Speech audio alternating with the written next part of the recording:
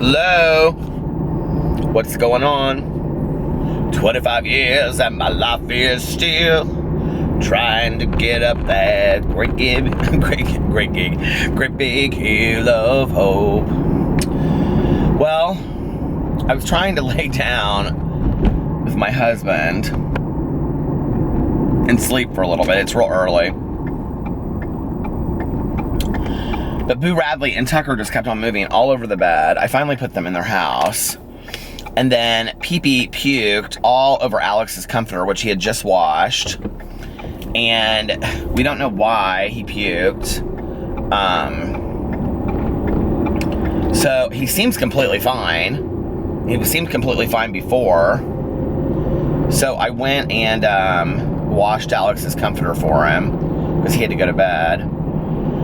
And then I was like, well, I'm up, so I'm just gonna do my vlog now. So, welcome to my world of dogs. Oh, poor Pee-Pee. It's not even like he pukes, he just goes bleh, like that, and then it just like all comes out. He did it the other day too.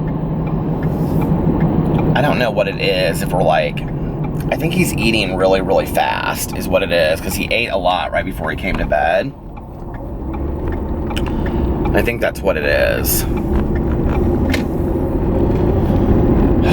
Who knows?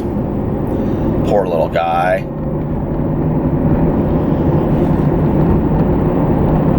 I think I'm gonna get him like some kind of like chicken and rice meal tomorrow, that dog food that like eases his stomach. I think like when I was at, I can't remember what pet store I was at, but like they had some like natural like dog food for like when their stomachs aren't feeling well. So I'll try that with him tomorrow and see how that goes. So today feels like it was a long day. I got up and I worked on video stuff and I worked on my merch, and then which is like, I have so many different like these different like stupid like t-shirt logos now, and none of them are consistent. I don't care, it's fun. It's been really fun putting it together. I just hope it goes off without a hitch. So I've been working on that, and then I had my counseling appointment today, which was good. And then after that I went and got coffee at Starbucks because I hadn't had coffee yet. And then I came home and I filmed my videos. I did 2 drama videos on my main channel today because there was so much drama. And then I took a shower and got changed. I actually like did my hair and stuff today earlier. Took a shower, changed, and went and picked up Tanya, and we went to the meeting tonight. And oh my gosh, it was a packed meeting, but it was a good meeting.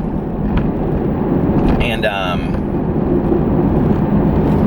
we talked about character defects.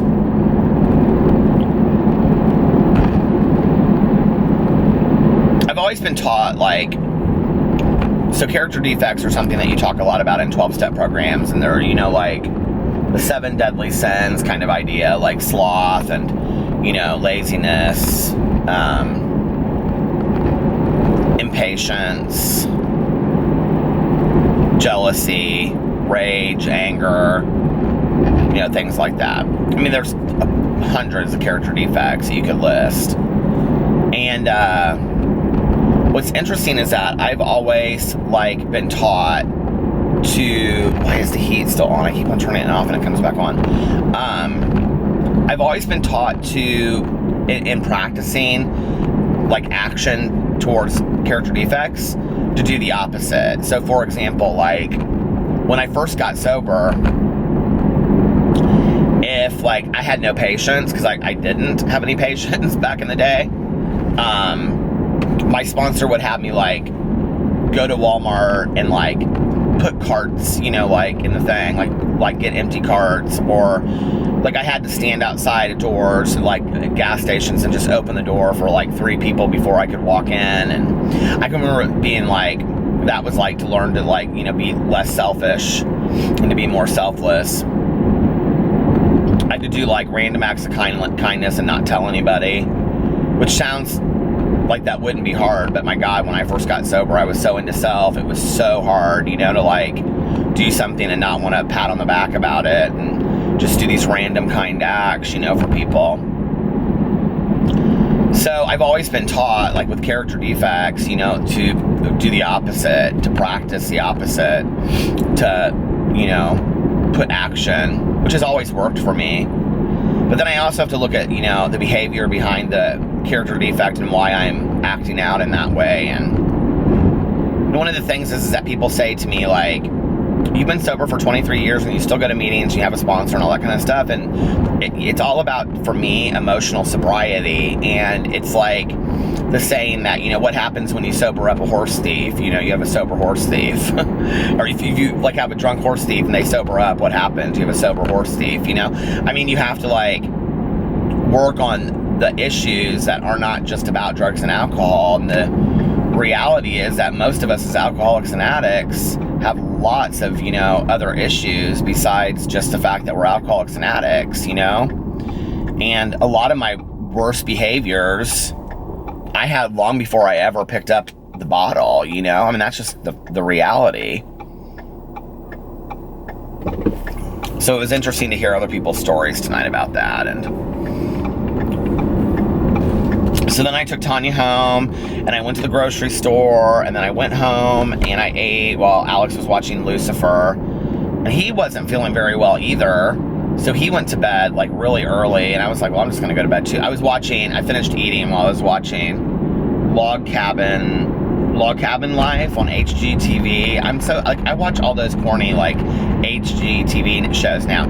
It's funny because I can remember back in the day, like my friends would say, like, oh, I'm really into HGTV, and I'm like, really? Like, that is so boring. And now I'm so into it. And it was interesting because tonight they were looking at these log cabins outside of Bozeman, Montana, and that's where Y.O. Russ, Chris and Dylan live, is Bozeman, Montana. And I thought that was so strange. I was like, oh my God, that's so weird that they're in, like, you know, Bozeman, Montana. But anyway. So that's been my day, and tomorrow I have a really long meeting I have to go to in the afternoon. It's like from 2 to 5, and then I don't have anything to do tomorrow night, so I'm probably gonna do, oh no, it's from 2 to 4, and then 5. At 5, I have to go meet a friend to help them with some stuff, and a sober friend to help them with some sober activity stuff, like inventory stuff. And then after that, I don't know, like Alex works late tomorrow night, so I'll probably come home and my videos will probably be up late tomorrow, unless I get up early in the morning and do my videos. But I would love to be able to say that I can do that, but that's just not my reality a lot. I'm not good about getting up early, and I said that I wanted to do that, so maybe right after I film this, I'll just go home and go to bed. We had some snow tonight. It was weird. Like, Tanya and I were driving home from the meeting, and it was like snowing outside. I said, I cannot believe that it is snowing right now. She was like, I know, right? And apparently parts of like the Midwest got like a foot of snow, and like the Northeast is supposed to get a lot of snow tomorrow, I guess. So I don't know, we got a little bit and then it stopped. There's like this huge light over here in the sky, but oh, there, it's like, it was weird. It didn't look like a plane.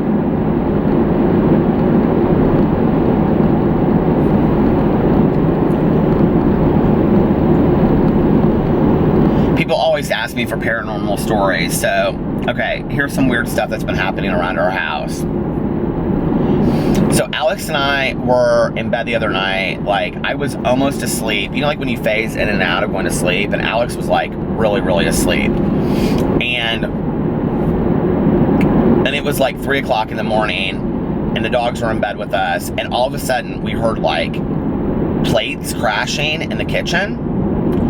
And so I was like, I always like am like real weird about it. And I go, Alex, I was like, did you hear that? Something's downstairs. And I woke him up, and he was like, what? And he like panicked, and he like just stood up, and like, he has no fear. And he just like tore downstairs and was like looking all around. He was like, get out, if you're in here, get out. I'm like, okay. And so I followed him downstairs. Nothing. There was nothing anywhere. And I opened this, like, we have this cabinet in our kitchen, like underneath, we have 2 of them, and like where we keep like vases and stuff like that. And it looked like something had like moved, but like we never go in there, like, ever. And I would, like, to the point where I wasn't even sure if that was it. But like, we heard crashing dishes. Like, I didn't make it up. Like, I even said to Alex, I go, did you hear that? And he goes, yeah. He goes, it sounded like somebody just dropped like plates in the kitchen. And it was the loudest noise. I mean, it was so weird. And I was like, that is the weirdest thing ever. And then that was the first thing. And then the second thing was that my sign that I talk about from my mom has started happening. It doesn't ever happen in the house. It started to happen in the house. And it's to the point where it's very bizarre. Like, it's really, really bizarre. Because it's almost kind of like, how did that happen? Like, it couldn't even be a mistake. Like, it's weird. And then the third thing was tonight, well, 2 things that happened today, to the point where I was almost kind of spooked. I was getting ready to take Tanya, to go leave and go pick up Tanya for the meeting. And I went and I put, I had like gone through, I was been doing wash and drying stuff.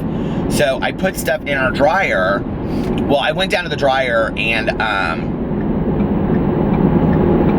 I had like 2 pairs of like sweatpants, and they weren't like completely dry.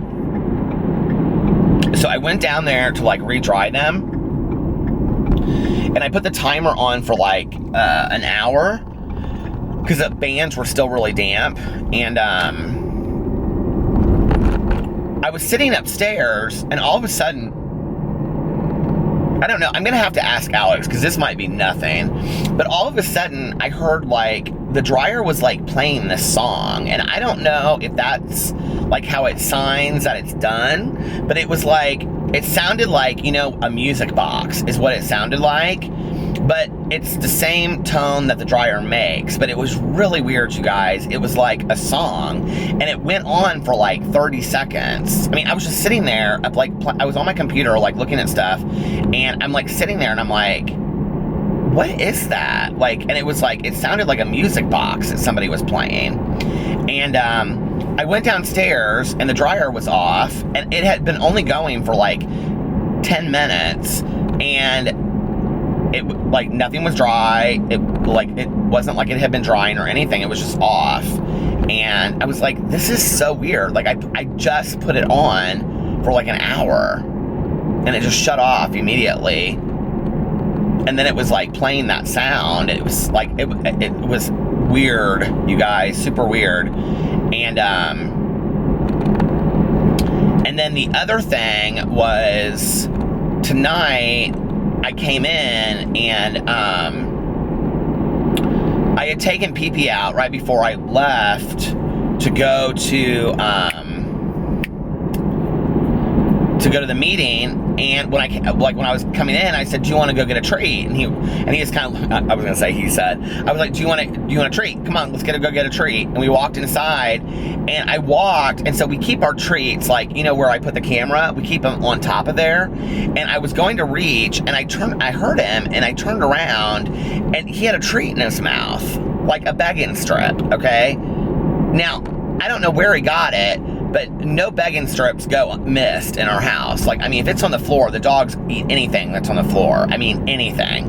And he's just sitting there looking at me with this begging strip in his mouth. And I was like, and I looked up at the bag, and the bag was up there, and I was like, this is, like, what is going on? Am I losing my mind? And I had not given him a treat. This isn't me, like, doing things and not remembering it, you guys, and there's no missed time or anything like that. I'm not like losing my mind, okay? This is legit. Like, I don't understand like what is going on, and it's been like one thing after another, and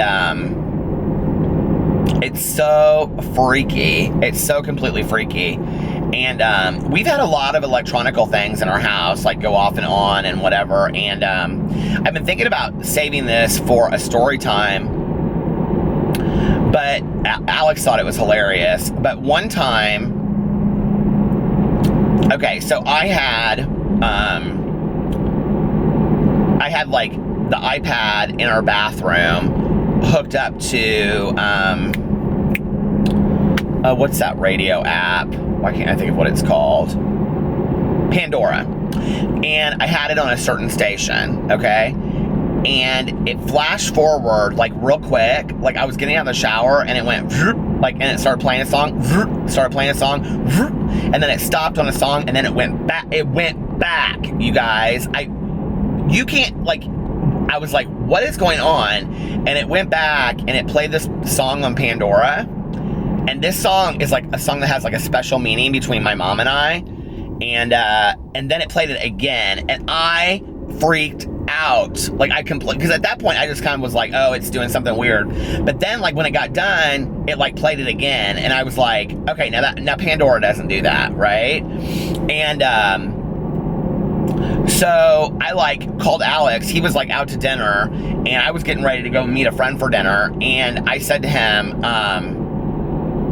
I was getting ready to like get the dogs and put them in the car and be like gone from the house. And I said, Alex? And he's like, yeah. I was getting ready. So I was almost like, I had gotten out of the shower. I was like putting on my clothes, and I was like, had him on speakerphone, and I was like telling him what had happened.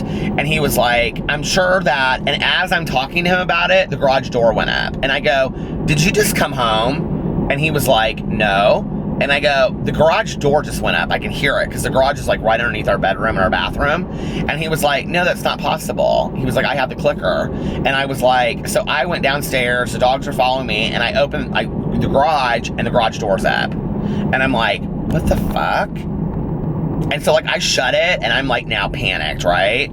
So I have him on speakerphone, and I'm like, I need to get out of this house. So he's like, at that point, he's kind of like laughing, and he's like, it's fine, it's nothing, it's probably one of the neighbors hit their, the garage door. I'm like, no, that's not what it is. I go, it's just been weird stuff here tonight. This is like 2 years ago this happened, a year and a half, 2 years ago. And I was like really freaked out about it, you guys. So I left, and then later, like Alex the whole night kept on like sending me like those ghost emojis. And so if you believe in spirits and ghosts, flood the comment sections with ghosts underneath here. That'll be funny to see all those. But it's like, it's weird, like stuff comes in like, waves. And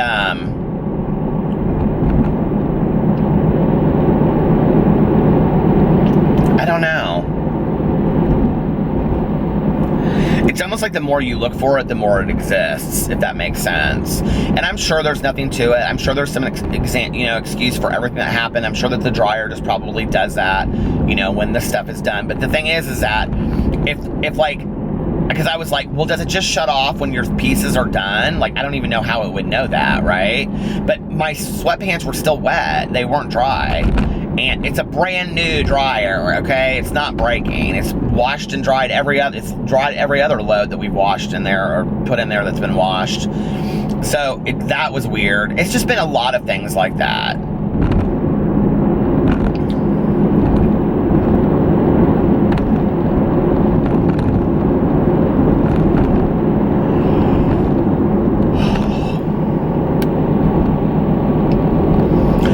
I've been meaning to address this a lot in my videos on my vlog, and I keep on forgetting to do it.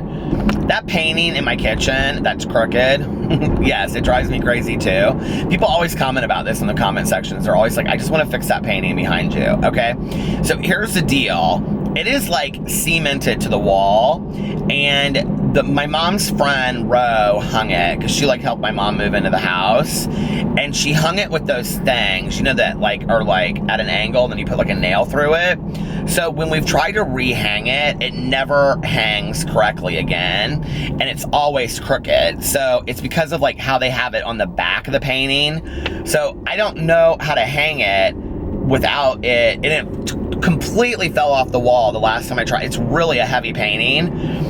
And I tried to, like, rehang it, and I, like, stripped half the wall down behind it, and I was like, what the hell just happened? So, I don't know how to hang it correctly, so I apologize that it's crooked, but that's why it's crooked.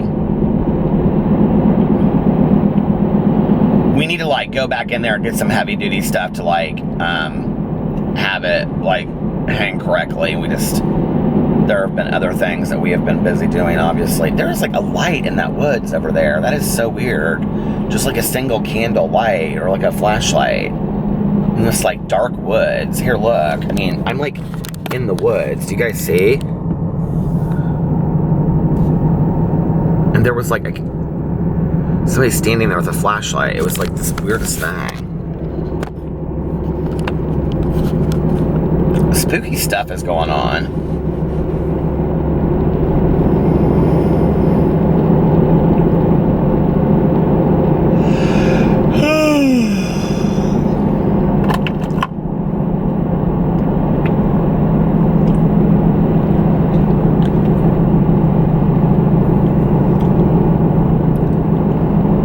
The weird thing is that night that the garage door and the song and stuff happened, I got like really freaked out then. But like when my mom lived in the condo, like I wouldn't go down. I can never tell how far away somebody is coming down this road. I would never go down in that basement by myself at night because it's like cement basement. It's not finished. It just like freaked me out. And it still looks exactly the same, but ever since we've lived there, I've like never really been that like spooked going down there. Like I can be down there all night long, like working on boxes and cleaning stuff up, and I never get scared. Like, you know what I mean? Like, and I know a lot of people don't believe in this kind of stuff, but I also know that if my mom was going to come back, it's not like she's going to come back and hurt me. You know what I mean?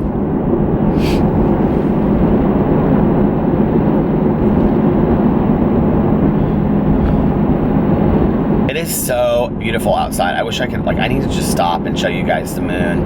It's like the moon is there, and then like the star, like the North Star, I think it's the North Star, is like right there, and there's like this one like sliver of cloud underneath it, and it's like totally clear. Other than that, it's beautiful out tonight.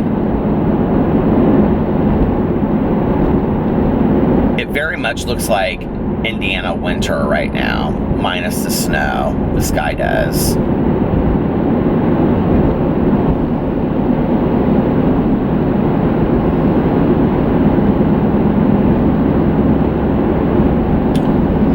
What's making me think about this story, but so when I was 16,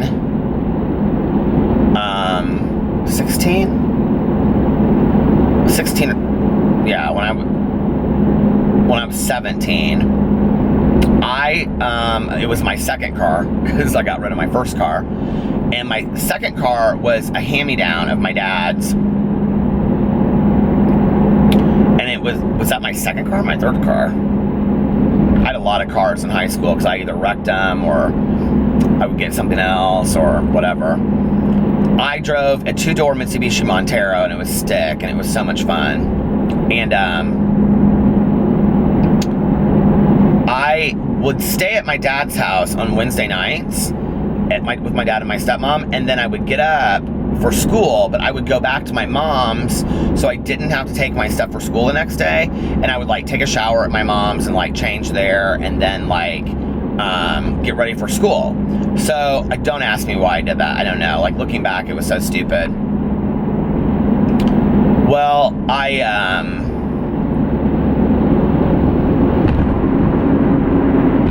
this one morning, it was in December. It was like December 14th. So I got like in 2 car accidents, both on December 14th of like 3 years apart. Isn't that weird? But I was leaving, and I would leave my dad's house at like, I think school started at like 7:10, 7:50. I can't remember what, anyway. So it was like 5:45, 6 o'clock in the morning. And I'm driving home on these like country roads, right? And all of a sudden there's like this area, and it's still there. The house is still there, which is so crazy. There was no other houses around back then, and now there's like housing additions around it. But then it was just this old country road that like was like took me from like, so my dad lives in like a north suburb, a suburb of Indianapolis that's north, and my mom lives in one too, but they were separated by like this main, and so this street took you to the main like thing. And so they lived about 20 minutes apart from each other. So I like am going, and I'm like going kind of fast. Well, here was the thing. We were going out of town that weekend to go visit my friend. We had a friend of ours, my group of friends, that moved to southern Indiana. She moved to Princeton, Indiana. And so we were going down there to visit her. And I had stolen like a bottle of champagne and something else from like my dad. And yeah, I mean, there's always that to the story, right? So I had stolen this liquor, and there was this little bridge on this road. It was like really like probably, the road was like barely 2 lanes, and this bridge was like 10 feet across. And so anyway, right before it, I could see like ice, but I didn't see it until right when I hit it. It was like black ice. And if you don't know, if you don't live somewhere where there's like black ice is like sheer, really, it's like just ice, like severe ice, but it's really hard to see. And I hit it, and as soon as I hit it, like I went to go hit my brake, and I'm driving stick, remember, okay? So I go to hit my brake, and as soon as I hit my brake, my car starts spinning. And I remember, and I mean, I must have been spinning, you guys, fast. I honest to God thought I was gonna die. No, my life did not flash before me. So I don't know if that means that I wasn't supposed to die. But I can remember, like, I just sat back. Okay, so I remembered, like, you know when they tell you, you either, like, turn with it or against it? I could not remember for the life of me. So I just sat back like this. I'll never forget it. I just sat back. And it's so weird that in that moment, at 17 years old, I was so calm. I just sat back, and my car spun like 5 times, and then it hit the railing of the bridge, and it went sideways into this creek. And my car was like filling up with water, and I like climbed out like the passenger side door. And I mean, it wasn't a deep creek. It wasn't like I was gonna drown, but like I had to climb out that way. And I remember, like, my first thought was, I have to get that champagne out of this car. And so, like, I went in the back and in my suitcase, and I, like, got this bottle of champagne out, and I was like, boom, and I, like, chucked it really far. I can remember I told my dad this, like, years later when I made amends to him, and he was like, what? He was like, didn't even understand why I was telling him. So anyway, and then, like, I just stood there, and I remember I had this tape that I was playing, and it was this Windham Hill, like, I don't know if I'm pronouncing that right, but Windham Hill Winter Solstice. They had like 8 CDs of tapes like that, but this was one of them, and it was like this most beautiful music, and I'm standing there in the woods, okay, and a creek is going, my car is completely silent, just sitting there on the side of the creek, and it's, you know, 5:45 in the morning or something like that, and there are no animals around or anything, and I'm just like standing there, and it was like one of the most serene moments of my entire life. And all of a sudden I was full of fear, and I just started crying my eyes out, like just bawling my eyes out. And there was this house that, like, you had passed the house, and then the bridge was right after that. And so I walked up to this house, and I remember I rang their doorbell, and they were like scared to come to they were like scared, and I was like, I was in a car accident, I just wrecked my car, and they were like, oh, we thought we heard something, we didn't know. And so they were so nice to me, and they took me inside. I'm like at 29. Okay, it's gonna stop literally any second here. 29, 43, 44, 45, 46, 47, 48, 49. Okay.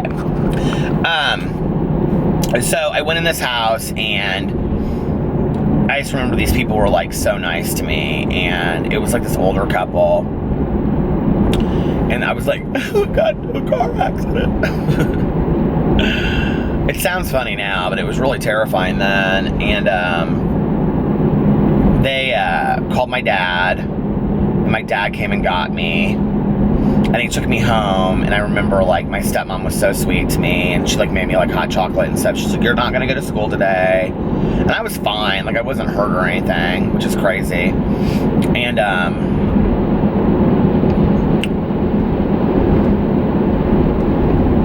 it's just so weird, you know, when I think about situations like that, all these, like, missed calls I've had.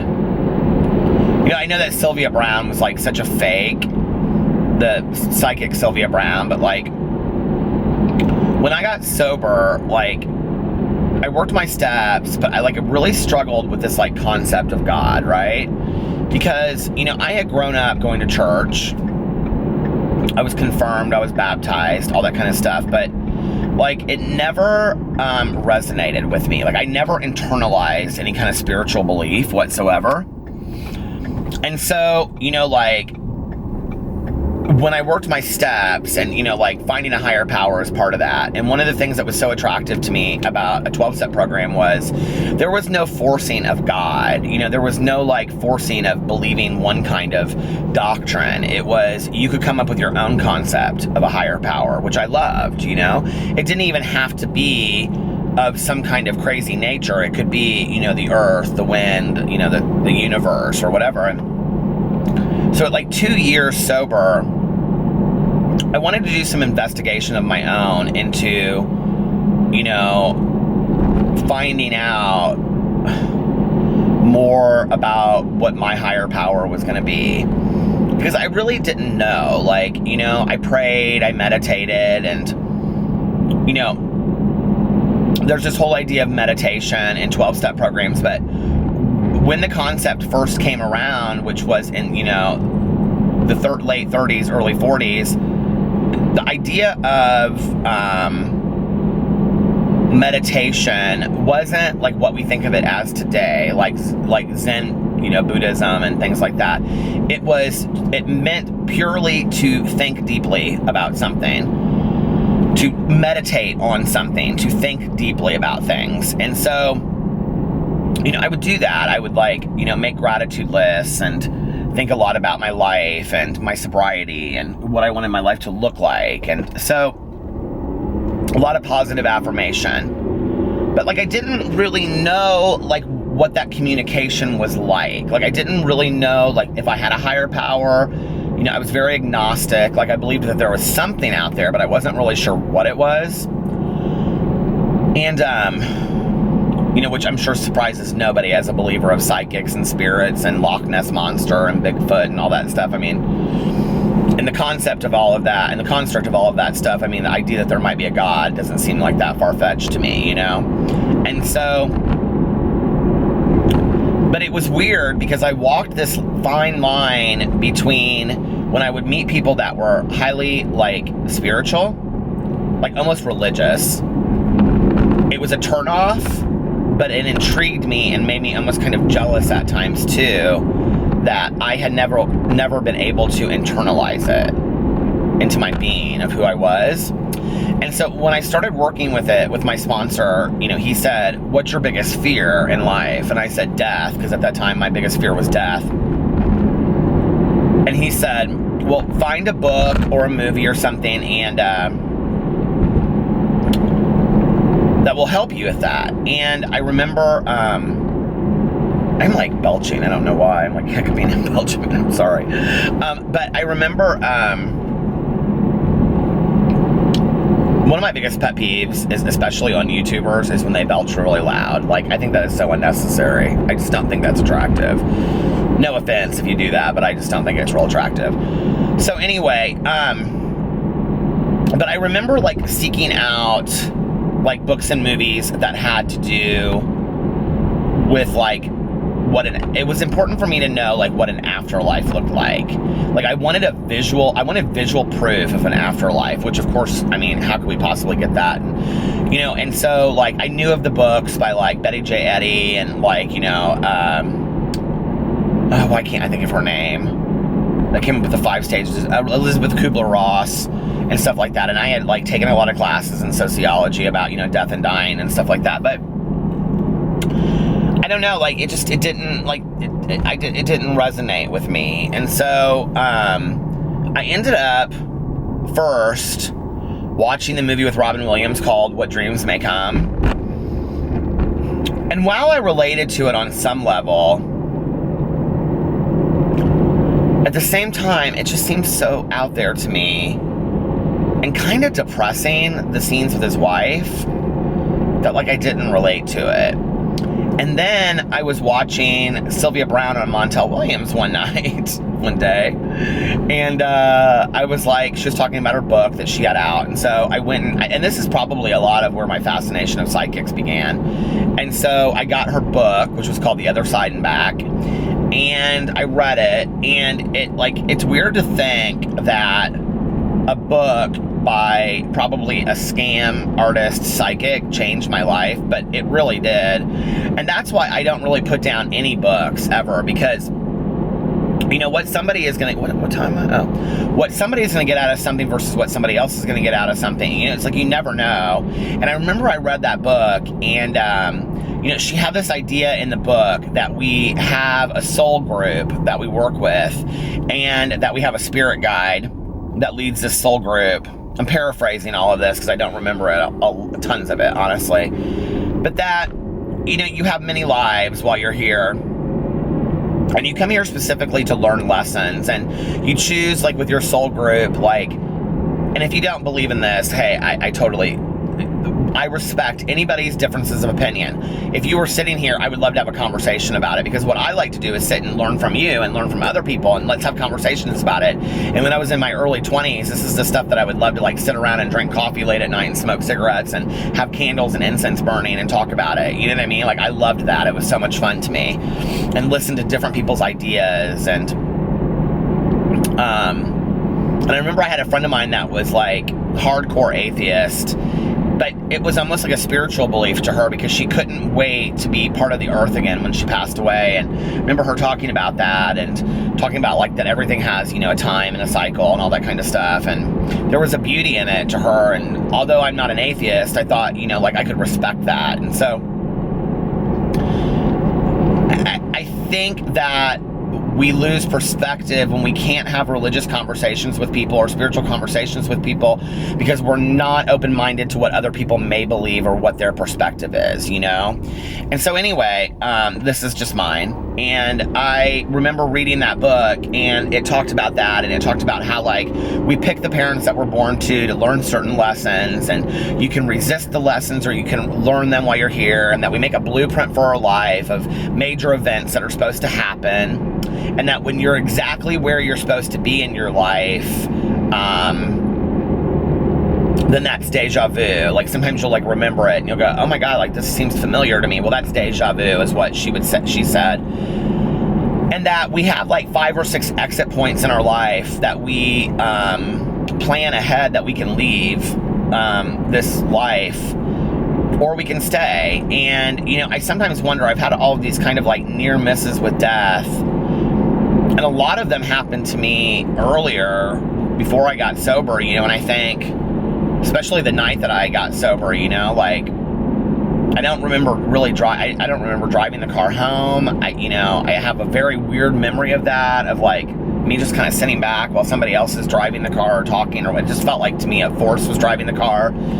Of course, I was probably hallucinating out of my mind, and then I drive in the back of a restaurant, and, you know, like, and I remember I just kind of came to, and I'm like in the side of this restaurant, and then I'm like still going, and I end up in this ditch, and I stop finally, and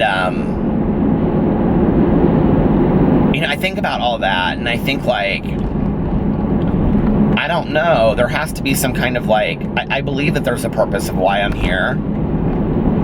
I believe there's a purpose for all of us of why we're here, you know?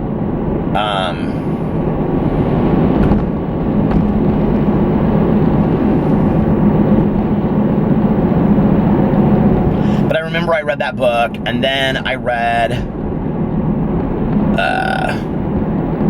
I read some far out shit. I read like the Gnostic Gospels. I read books on Native American wisdom, which were very enlightening to me, and I still believe in a lot of that stuff. And I read a lot about Buddhism and Hinduism.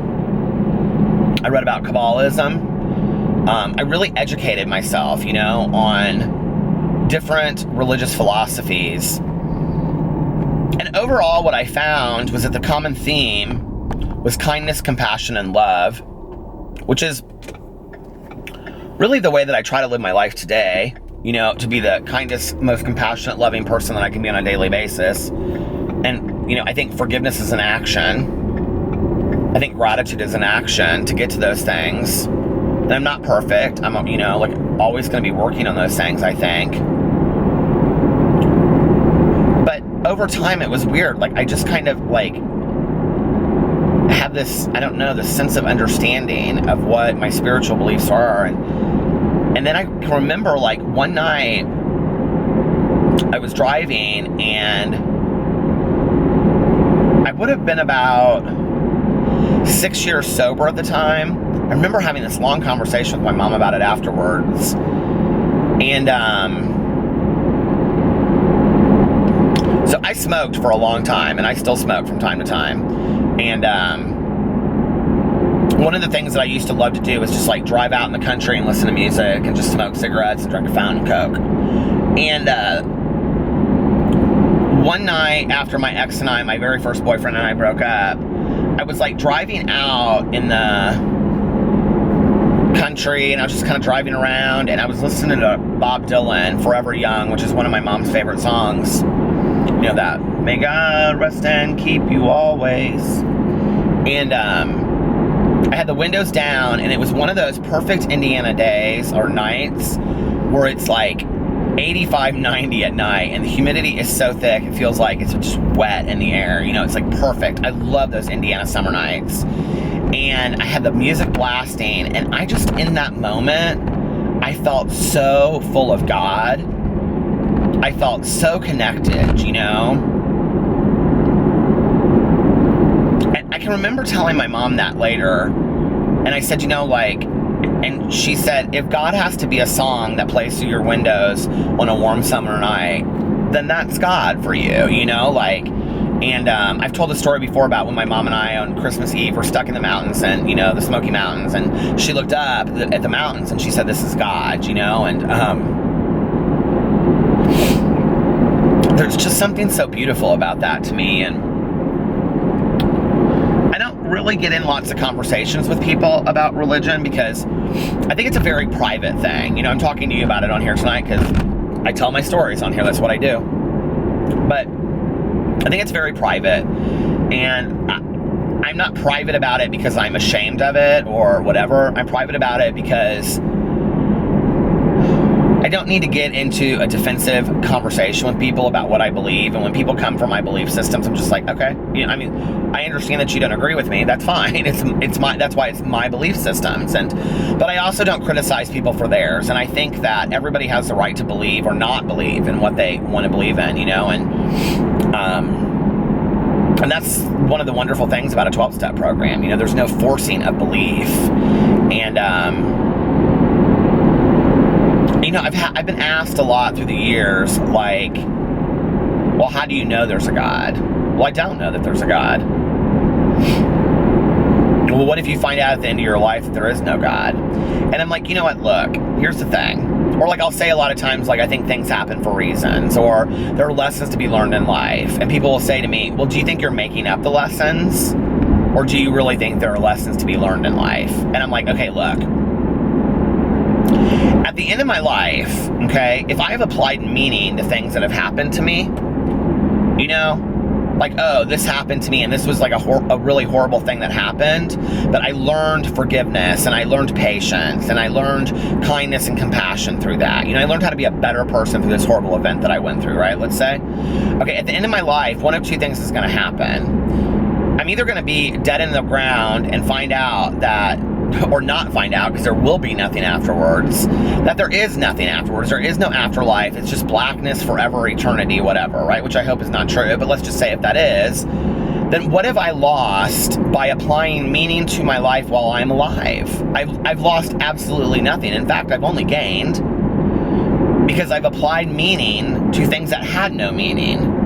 I've applied meaning to things that were absent of meaning. Whereas if I had experienced some of the same events in my life and not applied meaning to them, they would have just been horrible tragedies that had occurred in my life. And I'm just not willing to live my life like that. I'm just not willing to live my life with just complaining about horrible tragedies that happened to me. Yes, there was a time that I did that. So when I say that I'm a spiritual person, that I'm full of spirit and soul, what I mean by that is that a lot of that is me applying meaning to things that may not have any,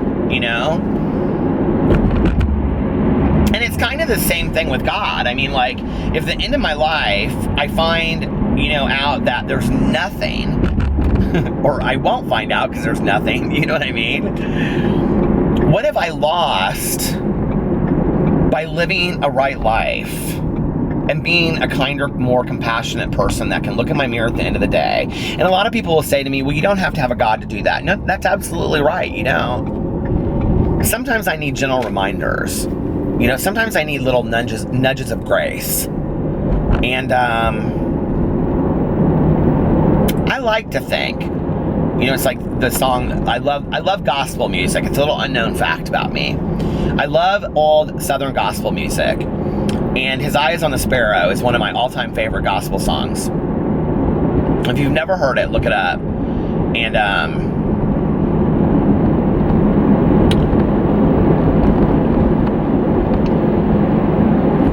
I love the whole concept that,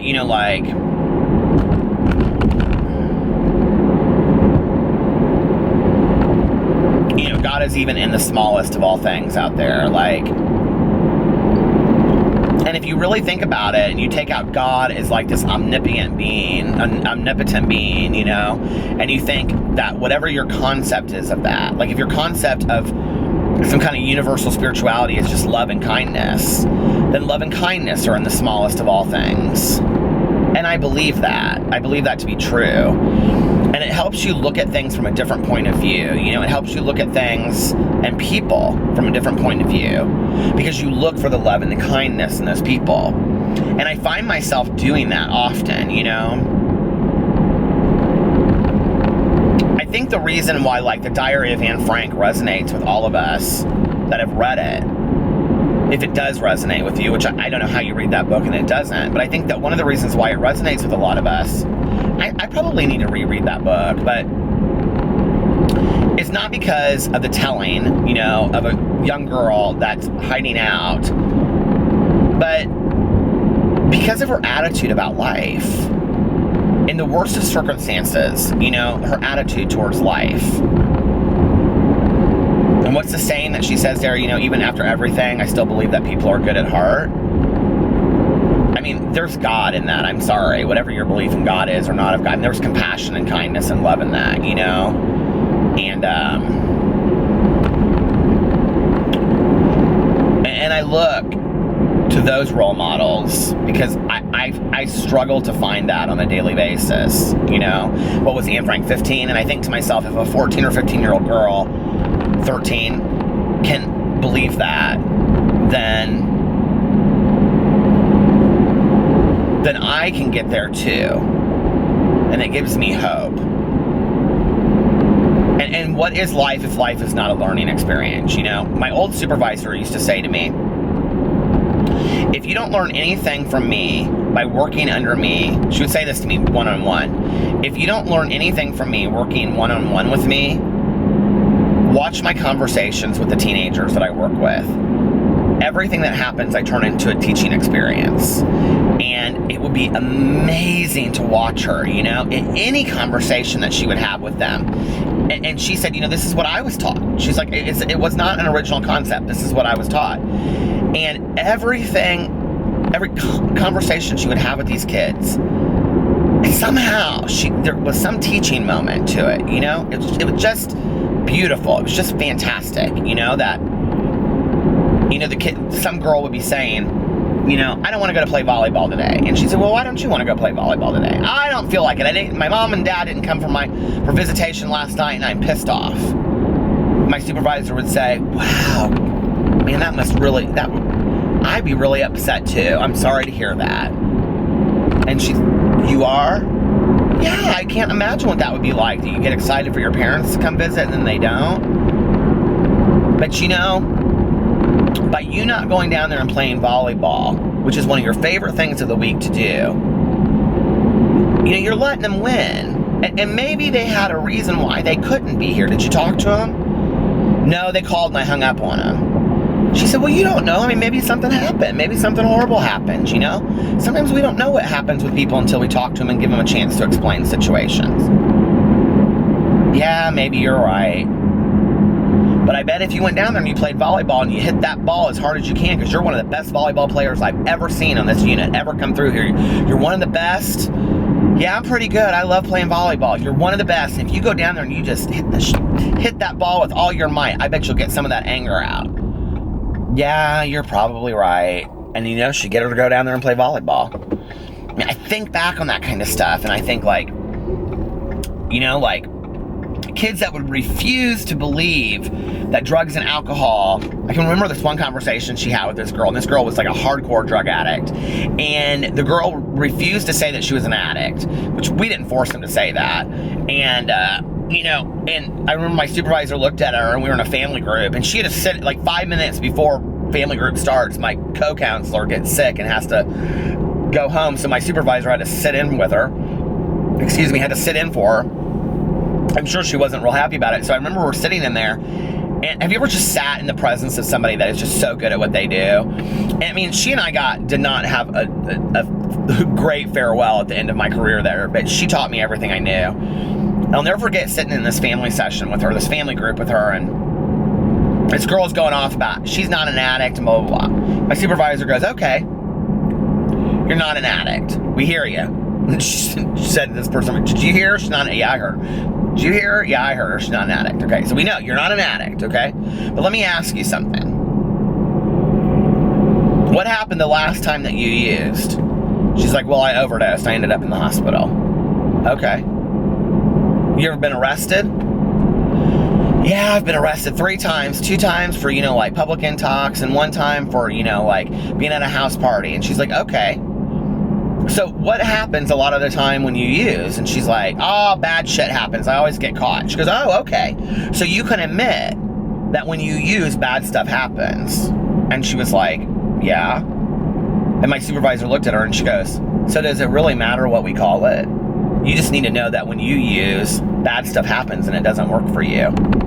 Would you like to maybe have a life where bad stuff didn't happen to you anymore? Do you think maybe you deserve that? I'm starting to sound like Dr. Phil, but she didn't sound like her, but she like Dr. Phil, but she was good. And the girl would look at her and she'd say, yeah, I do deserve good things. Are you sure? Are you sure you deserve good things? Because it sounds to me like you don't believe that you do. She'd say, no, I do deserve good things. Why wouldn't I deserve good things, you know? Or we get the kid in there, you know, that would say they don't deserve good things. And she'd look at him and say, well, tell me why you don't deserve good things. The kid would list it off, you know, like, I've done these things, I'm a bad person, whatever. And my supervisor would look at that kid and go, wow, don't you think you've punished yourself enough? I think maybe you do deserve at least one good thing. What's one good thing that we could come up with? You know, and it's like, over time, you just train yourself to think that way, you know? And it's like, make everything a teaching moment.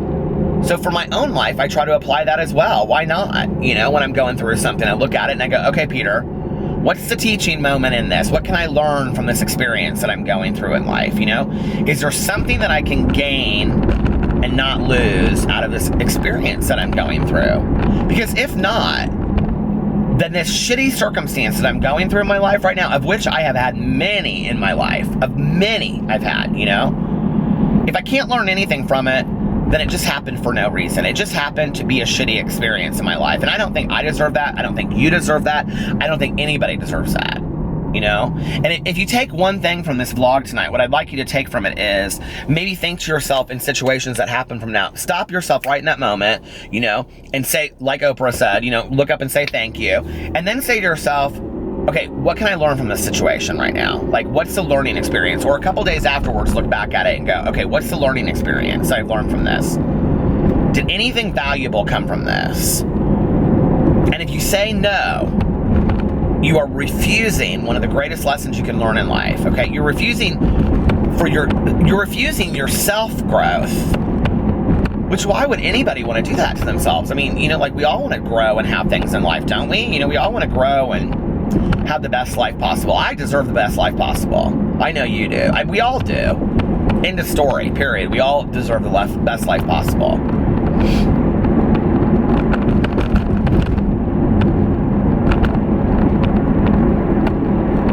I ran into, at the meeting tonight, this kid that was a patient of mine, like, so he was 16. I remember I had to go to court for him, and it was horrible, this court situation. And I said, how old are you now? He goes, 30. And he's living in a halfway house, and they brought all the guys to the meeting tonight. I said, how have you been? I said, he didn't recognize me at all. I go, oh my God, are you not going to say hi? He goes, do I know you? And I go, yeah, I was your counselor for 1.5 years. And he goes, oh my God. He goes, Peter? I go, yeah. He goes, oh my God. He goes, it's so good seeing you. He's like, dude, what are you doing here? And I go, going to a meeting. He started laughing. I was like, how are you doing? He was like, I'm doing good. He was like, I'm okay. I got 30 days sober. And I said, yeah, that's great. I'm really proud of you. He's like, yeah, 30 days sober. And I started getting sober 15 years ago. I said, listen, it takes some of us longer than others. You're here now, I said, so tell me what's going on with you. I asked him first, I said, how old are you? And he goes, 30. And I said, man, I feel old. And, I said, what's going on with you? He's like, oh, it sucks. I'm going through a divorce. He's like, but I kept my job. And he goes, I'm getting by. I'm doing okay. And he's like, I'm living in this halfway house. And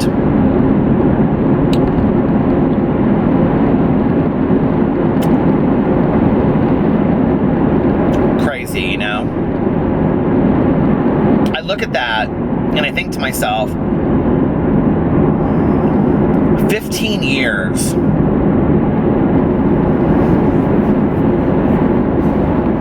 I'd be 30 when I had tried to get sober and just be getting sober right now. I would have been using through 2 relationships I probably wouldn't have had, never would have met Alex. He would never have tolerated my behavior in the back of the day. I wouldn't have been present for my mom's death. I don't know where I'd be. 15 years, it's a long time. But 30 is a lot younger than some people get it. And if you're out there and you're thinking, like, I want to get sober so bad and it's going to be so hard, yep, it is. But do it today, because it's one day closer to you having the best life possible in your entire life, Lessons, they're all around us, aren't they? It's crazy. And maybe none of them mean anything, maybe none of them have any meaning or anything to them, I don't know.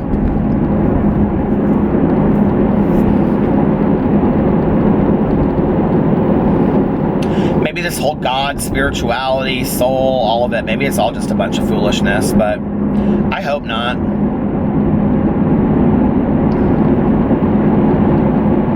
I, for one, think it would be kind of nice when this life is over to be met by all the people that have already passed on and all my dogs, and I like that idea.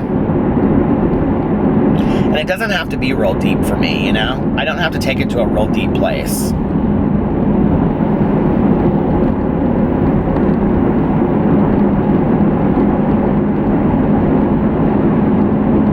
I sometimes get real dreamy of what my idea of heaven would be, I'd have some house by the lake, just sit out there on the front porch and watch all of my dogs I've ever had run around, and be with my mom and my aunt and my grandma, and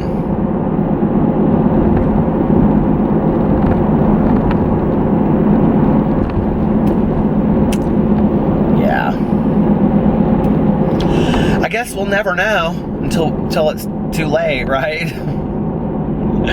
So until then, I just keep on trucking and I try to do the best job I can do on a daily basis, Anyway, it's a good day. It's a good day. I hope you guys are having a wonderful day, and I hope if you're watching this, you get some sleep. I literally was finishing my wrap up, and it just shut off because I was at 30 minutes. So let me back that up. I hope you guys are having a wonderful day if you're watching this in the middle of the day. I hope if you're going to bed that you get some wonderful sleep and you have amazing sweet dreams.